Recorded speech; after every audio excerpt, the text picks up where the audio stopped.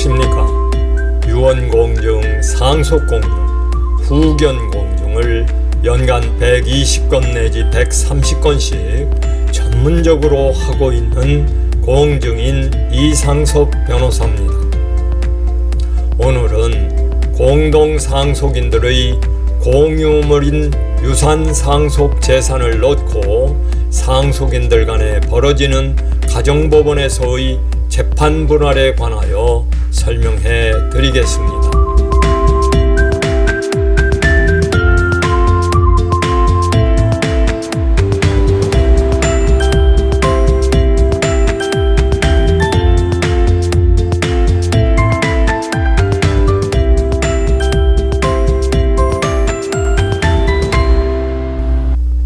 사람이 재산을 남겨놓고 사망하면 제일 먼저 유언장부터 챙겨야 되겠지요.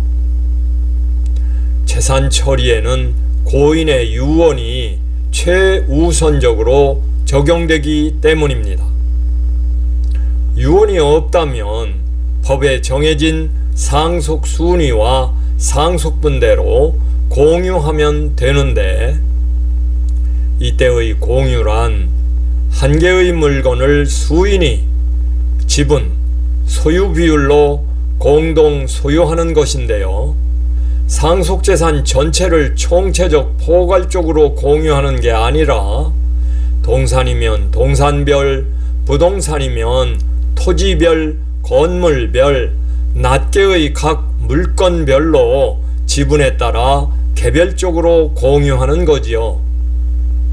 예컨대 상속받은 꼬마 빌딩을 세 사람이 3분의 1씩의 지분 비율로 공유하는 경우라면 마치 한 개의 유리컵에 각자의 잉크인 빨강, 노랑, 파랑을 뒤섞은 것과 같이 각자의 지분이 전체 건물 전부에 뒤섞여 속속들이 미치기 때문에 임대료가 잘 나오는 1층은 내 거니까 2층은 내가 갖고 3층은 사무실이 필요한 막내가 가지라고 하거나, 볕이 잘 드는 남쪽은 내 거고 그늘진 북쪽은 네 거 하자라거나, 목이 좋은 도로변은 내 거고 인적이 드문 골목길 쪽은 네가 가져라고 말할 수 없는 것처럼 공유물의 사용 수익에는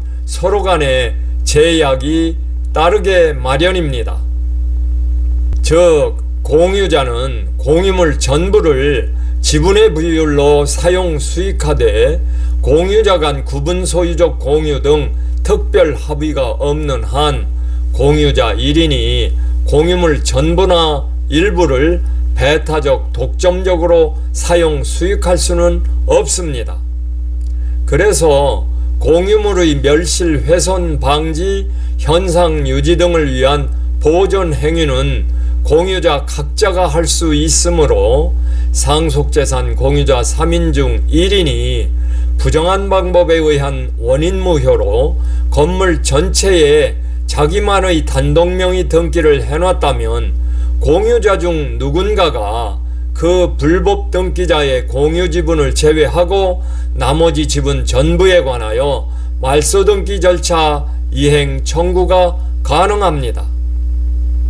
그러나 공유물의 관리, 즉 이용 계량 행위는 공유자 지분 과반수가 결정할 수 있기 때문에 과반수 지분의 결정으로 과반수 지분권자가 공유물을 직접 점유 사용하거나 자기가 원하는 제3자에게 임대하는 경우 그 결정 내지 점유는 적법한 관리 행위 내지 관리 방법으로서 모든 공유자에 대한 관계에서 유효하므로 소수 지분권자는 불만이 있더라도 방해, 배제 및 인도를 청구할 수는 없고 지분 상당의 부당이득 반환 청구만 가능합니다.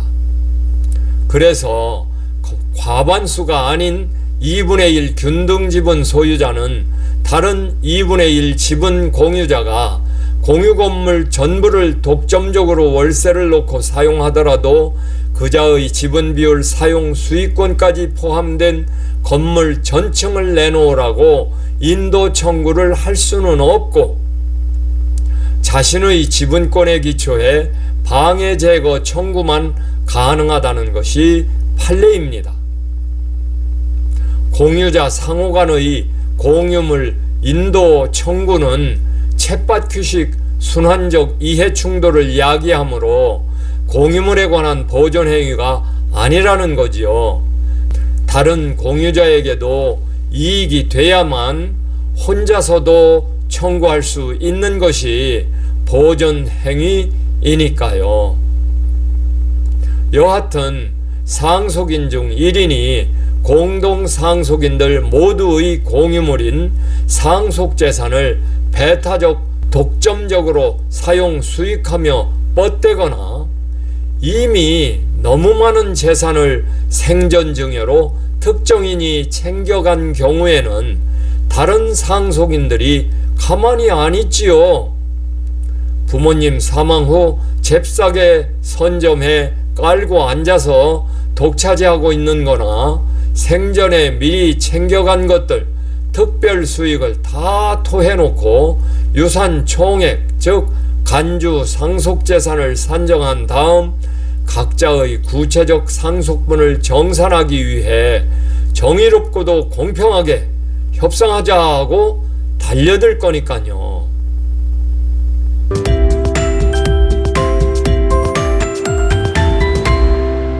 그런데 그 과정에서 돌아가신 분의 유족들인 공동상속인 사이에 의견 대립으로 유산 분할의 협의가 이루어지지 않거나 상속인 중 행방불명, 연락두절, 중증 치매자, 정신병자가 있거나 의도적으로 연락을 차단하고 비협조적으로 애를 먹이는 경우에는 어쩔 수 없이 가정법원에 재판을 청구해서 법원이 결정해주는 대로 강제로 분할할 수밖에 없는데, 이것을 상속재산의 심판분할이라고 합니다.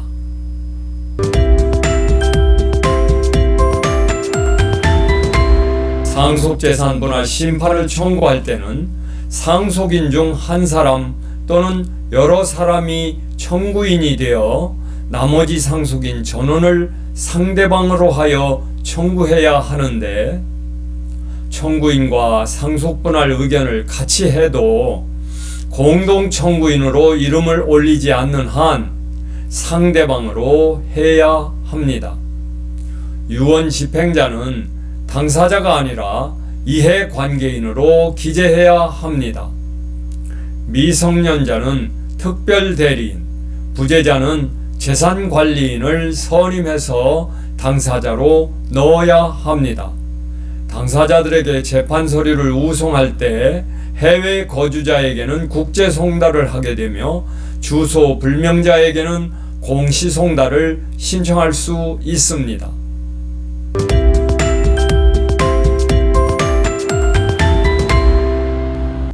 상속재산 분할 심판 청구를 하면 반드시 조정부터 거쳐야 하며, 조정이 성립하지 않은 경우에만 가정법원의 심판분할 절차가 진행되는데, 상속재산 분할 심판 사건은 양당사자가 변론으로 다투어 판결을 받는 소송사건이 아니고 가정법원이 재량껏 직권으로 심문해 간이 신속하게 심판해주는 비송사건입니다. 즉 민사소송 사건으로 개개의 물건을 대상으로 하는 공유물 분할 청구의 소를 제기하면 안 되고, 가사 비송 사건으로 집합재산인 상속재산의 잠정적 공유 상태를 해소하여 각자에게 배분 분할해 달라는 상속재산 분할 심판 청구를 해야 합니다. 상속재산 분할 청구는 망인 사망 후 세월이 아무리 오래 지났더라도 청구기한의 제한이 없이 언제든지 가능합니다. 또한 법정 상속분에 따른 상속 등기가 이미 마쳐진 후에도 심판 청구가 가능합니다. 따라서 상속재산 분할 심판 청구서에는 원하는 분할 내용을 구체적으로 기재하지 않고 별지 목록 기재의 상속재산의 분할을 구합니다 정도로 기재하면 족합니다. 물론 분할 대상을 특정하는 상속재산 목록의 기재와 함께 생전, 증여, 사후, 유증 내용을 상세히 기재해야 하고 이해관계인도 기재해야 합니다.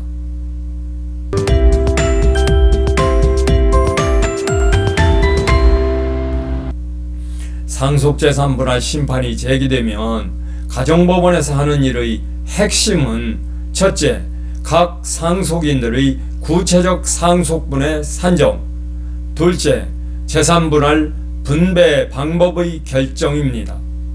따라서 가정법원 판사는 다음과 같은 공식에 따라 각 상속인들의 구체적 상속분을 산정하게 됩니다. 사망 시 남겨놓은 상속재산 플러스 생전에 증여받아간 특별수익들 곱하기 각자의 법정 상속분 마이너스 각자의 생전 증여받은 가액, 그러면 각자의 구체적 상속분이 나옵니다. 즉 고인이 남긴 가분 채무, 부채, 빚, 이 가분 채무는 당연히 법정 상속인들에게 법정 상속분에 따라 분할되어 기소되기 때문에 채무는 고려하지 않고 피상속인의 적극재산만 고려하되 고인이 사망 시 남기고 간 유산에 생전에 미리 준 것들을 더하여 유산 총액을 산정한 다음 거기에 각 상속인의 법정 상속분을 곱하여 산출한 액에서 각자가 미리 가져간 특별수익 가액을 공제해 각자의 구체적 상속분을 계산하여 상속재산을 분배합니다. 만일 자신의 구체적 상속분보다 초과해서 증여받은 사람이 있다면 그는 더 이상 상속재산을 나눠받을 수 없으되 그 초과 부분을 반환할 필요는 없고 그 초과 부분은 다른 공동상속인들이 법정 상속분율에 따라 부담하게 됩니다.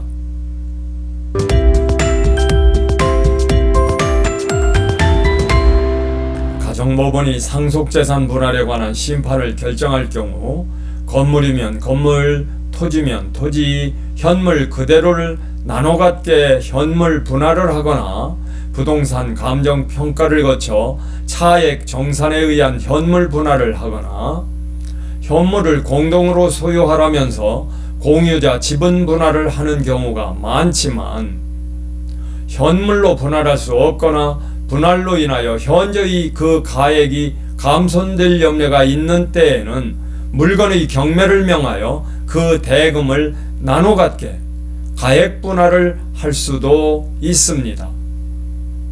가액을 산정하는 시점은 구체적 상속분을 산정할 때는 고인의 사망시를 기준으로 하고 실제로 나눠 갖게 하는 상속재산 분할을 위해선 분할 시점을 기준으로 가액을 평가합니다.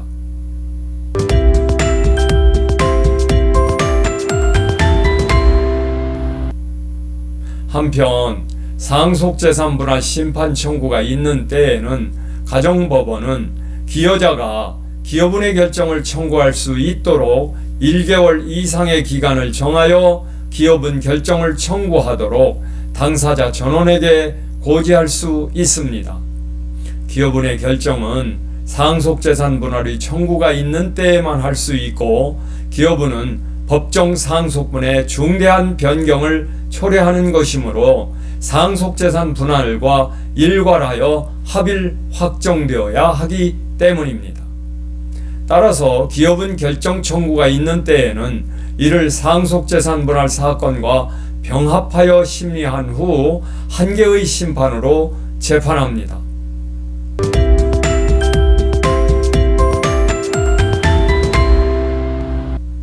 피상속인이 생전에 이미 증여로 소유권을 넘겨줬거나 전재산 포괄 유증을 해버려 별도로 남겨진 상속재산이 없는 경우에는 곧바로 유류분 반환 청구 소송만 진행하는 것이 가능합니다. 그러나 유언에서 빠진 일부 상속재산이 별도로 남아있는 경우에는 그 상속재산을 공동상속인들에게 분할하지 않으면 구체적인 유류분 부족액을 계산할 수가 없습니다. 대법원 판례에 의하면 공동상속인 중 특별수익을 받은 유류분 권리자의 유류분 부족액을 산정할 때에는 유류분에게서 그가 미리 받아간 특별수익액과 이번에 받는 순상속분액을 공제하여야 하고, 이때 공제할 순상속분액은 당해 유류분 권리자의 특별수익을 고려한 구체적인 상속분에 기초하여 산정하여야 한다고 했는데, 위 판결의 요지를 알기 쉽게 설명하자면 피상속인의 사망 시에 남아있는 상속재산과 증여 또는 유증된 재산이 있는 경우 남아있는 상속재산에 대한 분할 협의가 이루어지지 않거나 그에 대한 상속재산 분할 심판이 확정되지 않은 경우에는 유류분 반환 청구 소송의 판결을 해서는 안 된다라는 의미입니다. 즉 유류분 반환 청구 소송과 상속재산 분할 심판이 동시에 계류 중인 경우 상속재산 분할 심판의 확정이 유류분 반환 청구 소송 판결의 선결 조건이 된다는 의미입니다. 따라서 남아있는 상속재산에 대해서 가정법원에 가사 비송으로 상속재산 분할 심판을 청구함과 동시에 민사소송으로 유류분 반환 청구 소송을 진행하되, 다만 유류분에는 1년 내 청구라는 단기 소멸시효가 존재하므로 가정법원의 상속재산 분할 심판의 확정시까지 민사법원의 유류분 반환 청구 소송을 중단시켜 달라고 해야 합니다.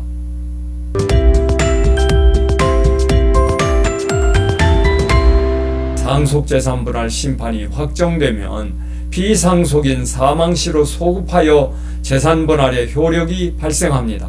그러나 불복이 있는 당사자, 이해관계인은 14일 이내에 즉시 항고가 가능합니다.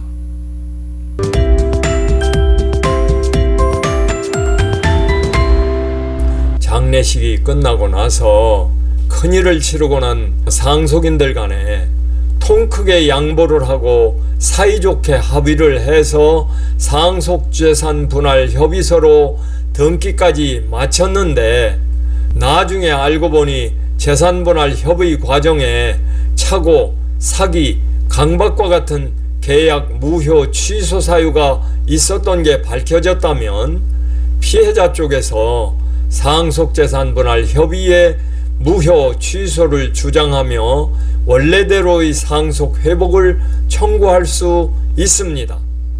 즉 치매를 안 날부터 3년, 치매가 있는 날부터 10년 내에 민사소송으로 상속 회복 청구의소를 제기할 수 있습니다. 그러고 보면 애당초 상속재산 분할 협의서를 작성할 때 자기들끼리 그럭저럭 만들어 도장 찍을 게 아니라 이 분야의 변호사를 통하여 치밀하게 검증해서 작성한 다음 상속재산 분할 전문 공증사무소에서 공증까지 받아둔다면 다시 없이 완벽한 일처리가 아닐 수 없겠습니다.